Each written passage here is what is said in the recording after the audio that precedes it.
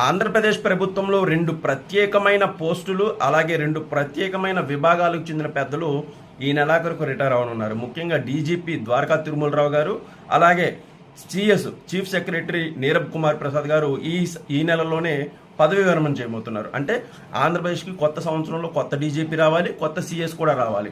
దీనికి సంబంధించి ప్రభుత్వం అయితే కసరత్తు చేస్తోంది.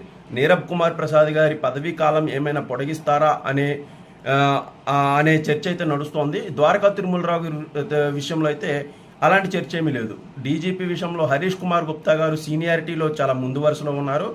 అలాగే నీరబ్ కుమార్ ప్రసాద్ గారు వెళ్ళిపోతే కనుక ఇంకా చాలామంది ఐఏఎస్లు అయితే సిద్ధంగా ఉన్నారు. సో ఈ 2 ప్రత్యేకమైన 2 కీలకమైన పోస్టులు ఈ సంవత్సరం చివరిలోగా ఖాళీ అవనున్నాయి. కూటమి ప్రభుత్వం వచ్చిన తర్వాత పూర్తిగా సంస్కరణలో మార్పు రావాలనుకుంటున్న తరుణంలో ఈ 2 పోస్టులు చాలా కీలకం.